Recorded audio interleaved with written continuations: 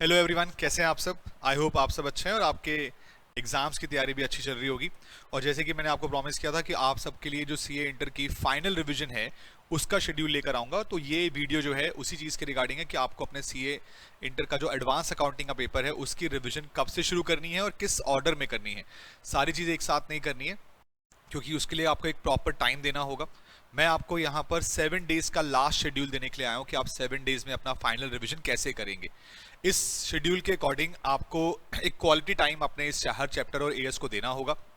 But अगर आपको लगता है कि आपका उस दिन जल्दी कंटेंट खत्म हो गया है या फिर आप जल्दी खत्म कर सकते हैं, तो आप साथ साथ अपना कोई और सब्जेक्ट उठाकर भी कंप्लीट कर पाएंगे।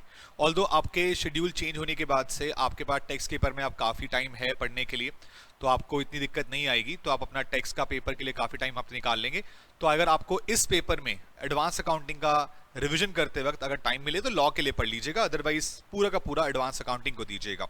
तो हमारे पास पेपर जो है आप देख रहे हैं 3 मई से स्टार्ट होने वाले हैं इस बारी, और उसके अकॉर्डिंग आपको अपना 26 तारीख से रिवीजन स्टार्ट करना होगा। यानी कि मैं 7 डे शेड्यूल के लेके चल रहा हूं कि आप 26 से अपनी फाइनल रिवीजन स्टार्ट करेंगे। 26, 27, 28, 29, 30, 1 और 2, यानी कि पूरे 7 दिन दीजिए अकाउंट्स को। अगर आप चाहते हैं कि आपके अच्छे मार्क्स आए तो यहाँ पर आपको पूरी प्रैक्टिस भी करनी है। पहला अटेम्प्ट है, पूरे चांसेस हैं कि भाई आपका पेपर आईसीआई मॉड्यूल से होगा। तो हमने अपनी बात से जो इंपॉर्टेंट क्वेश्चन लिस्ट दी थी उसको ध्यान में रखते हुए दी थी। आप लोग अगर चाहें सेपरेटली अगर करना चाहें तो मॉड्यूल कर सकते हैं, आपकी मर्जी है, बट वो ऑलरेडी बुक्स में कवर्ड था तो एज सच कोई दिक्कत आएगी नहीं। तो ये जो लिस्ट है, ये जो पैटर्न है, उसके हिसाब से फर्स्ट डे 26 अप्रैल के दिन आपको क्या करना चाहिए।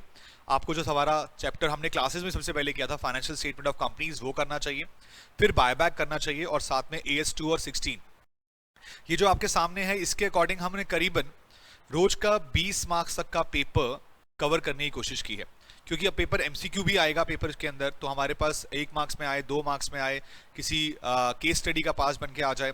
एमटीपी आया था तो वहां पे 8 मार्क्स का बायबैक का आपका एमटीपी का पार्ट था एमसीक्यू क्वेश्चन के अंदर। तो क्वेश्चन किसी भी पैटर्न पे हो सकता है, एमसीक्यू में 4 मार्क्स में, 6 मार्क्स में, 10 मार्क्स में, 14 मार्क्स में, अलग अलग टाइप हैं। लेकिन जो हम एक्सपेक्ट कर सकते हैं वो फाइनेंशियल स्टेटमेंट को हम 14 मार्क्स का क्वेश्चन एक्सपेक्ट कर सकते हैं। मॉड्यूलर क्वेश्चन में सिर्फ बैलेंस शीट क्वेश्चन भी है, balance sheet plus profit and loss भी है, और पेपर का ये पार्ट, ये क्वेश्चन पक्का लेंदी होगा। तो आप इसके लिए अकॉर्डिंगली प्रिपेयर रहिएगा।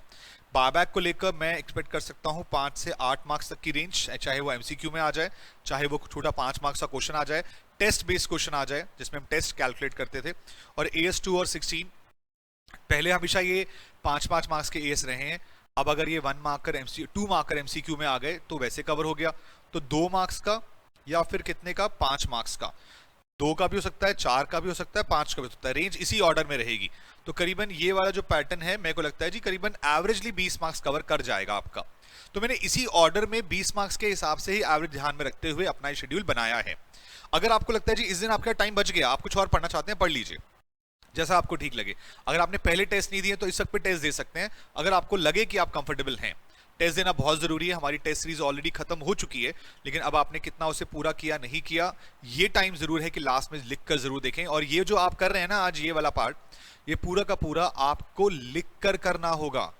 अगर आपने लिख कर नहीं किया तो बेटा फिर बहुत दिक्कत आएगी, और फिर समझ लीजिए कि जो आप उम्मीद कर रहे हैं अपने अकाउंट्स पेपर से अच्छा स्कोर लाने की, वो नहीं हो पाएगी।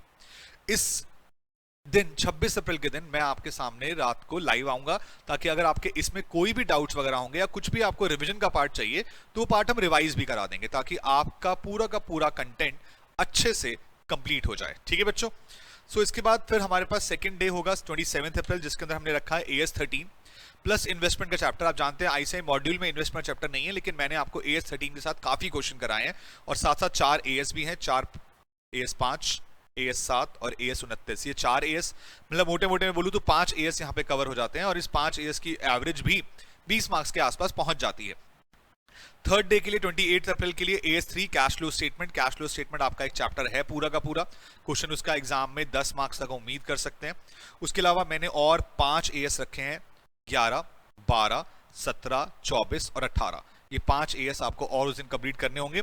इसकी रिवीजन के लिए, इसके डाउट सेशन के लिए मैं रात को फिर से अवेलेबल रहूंगा, यानी कि इन 7 डेज में मैं आपके पास रोज अवेलेबल होऊंगा, जिसमें आप अपने पास जो भी डाउट वगैरह दिक्कत वगैरह है वो आप मेरे साथ क्लियर कर सकते हैं। ठीक है बच्चों। उसके अलावा 4 अप्रैल के दिन, 4th डे बेसिकली 29 अप्रैल के दिन आपको एक बड़ा चैप्टर उठाना होगा अमलगमेशन का, जो कि आपको सुबह से लेकर आराम से शाम तक का आपका टाइम ले जाएगा। और उसके बाद फिर बीट्स और AS7 जो आपके सामने है, 20 रखा है अर्निंग पर शेयर का, एक अच्छा AS है, AS7 एक और प्रैक्टिकल AS है। तो ये 3 चीजें यहाँ पे रखी गई हैं। फिर से मैं AS अमलगमेशन के क्वेश्चन से 14 मार्क्स का क्वेश्चन एक्सपेक्ट कर सकता हूँ, और इन दोनों में से कोई भी एक क्वेश्चन 5 मार्क्स में आ सकता है। हाँ, लगातार बच्चों ने मुझसे ना इंपॉर्टेंट AS की लिस्ट मांगी है।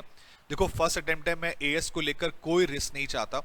हाँ, आपको मैं एक इंपॉर्टेंट क्वेश्चन की लिस्ट जरूर दे सकता हूँ AS के अंदर से निकाल के, लेकिन इंपॉर्टेंट AS की लिस्ट में नहीं देने वाला। इंपॉर्टेंट AS क्वेश्चन की लिस्ट दे सकता हूं, उसके लिए मैं आपको इस वीडियो के बाद 1-2 दिन के अंदर वो वाली वीडियो भी आ जाएगी, ताकि आपको वो भी मिल जाए। इंपॉर्टेंट क्वेश्चन लिस्ट जो चैप्टर वाइज थी वो मैं ऑलरेडी दे चुका हूं। AS21 भी था, उसके अंदर कंसोलिडेशन और बाकी सब चैप्टर के थे। AS इंपॉर्टेंट क्वेश्चन की लिस्ट आपको अब लास्ट में करनी है, पहले आपको पूरे AS करने थे। आई होप सबने किए हैं, नहीं किए हैं तो अब इंपॉर्टेंट क्वेश्चन की जो लिस्ट आएगी AS की, वो आप जरूर करिएगा, उससे आपका AS इजीली कवर हो जाएगा। MCQ पार्ट तो साथ साथ चलेगा, जिस दिन आप ये रिवीजन कर रहे होंगे ना, उस दिन आपको उसी चैप्टर का साथ साथ MCQ भी कंप्लीट करना होगा।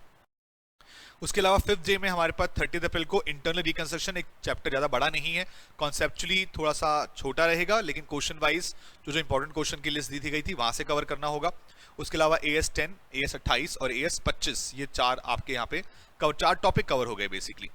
6th डे के लिए 1 मई के दिन आपको कंसोलिडेशन उठाना है, क्योंकि ये भी क्वेश्चन एग्जाम में आराम से 14 मार्क्स तक रहेगा।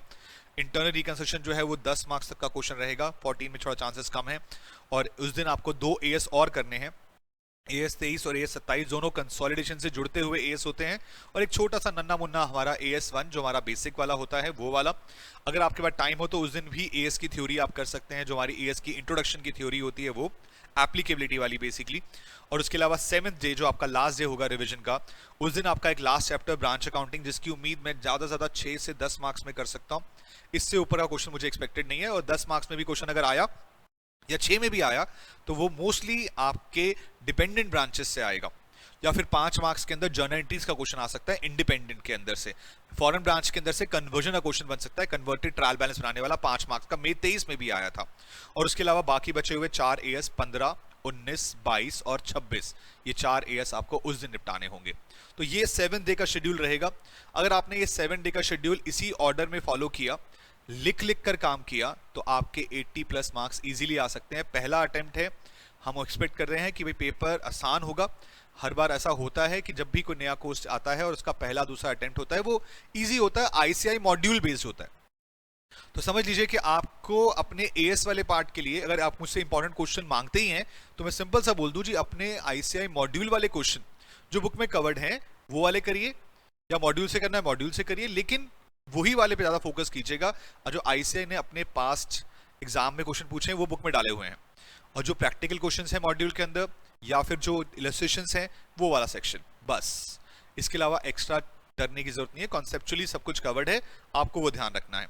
और सर एग्जाम डे में क्या करना है बेटा, सिर्फ अपने ऑल AS का रिवीजन करना है, चैप्टर के कॉन्सेप्ट्स रिवाइज करने हैं, और जो भी थ्योरी है आपकी फ्रेमवर्क वगैरह की, उसकी भी मैंने पूरी वीडियो डाल दी है आपके लिए, वो थ्योरी फ्रेमवर्क वाली पूरी पढ़ के जानी है, क्योंकि थ्योरी के भी 5 मार्क्स में एक एक्सपेक्टेड क्वेश्चन होता है।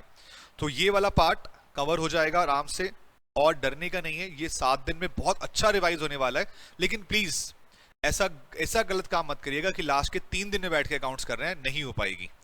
होने के लिए आप पूरी खत्म कर लेंगे, लेकिन क्वालिटी नहीं मिल पाएगी। अगर पहला पेपर अकाउंट्स का है तो उसका फायदा उठाइए, टाइम मिला है पूरा पढ़ने का, पूरा टाइम अच्छे से यूटिलाइज कीजिए। जितना आप अच्छे से यूटिलाइज करेंगे उतना बेटर आप इसके अंदर परफॉर्म कर पाएंगे। और पहला पेपर अच्छा हुआ तो मैं गारंटी दे सकता हूँ पूरा ग्रुप अच्छा निकलेगा, और उसके बाद सेकंड ग्रुप अगर आप दे रहे हैं तो वो भी अच्छा निकलेगा। तो पूरा का पूरा पैटर्न को फॉलो कीजिए और लगे रहिए, आपके लिए बहुत ईजी होने वाला है, बिल्कुल भी टेंशन नहीं लेनी है। So all the very best, जय माता दी बच्चों। इस पैटर्न को, पूरा शेड्यूल को फॉलो कीजिए और जल्दी जाइए, अच्छा से प्रिपरेशन करेंगे, और 26 तारीख से आपको मिलेंगे CA इंटर के लिए। जो भी डाउट और रिवीजन करानी है वो भी करेंगे। Thank you so much, bye bye, take care, all the best.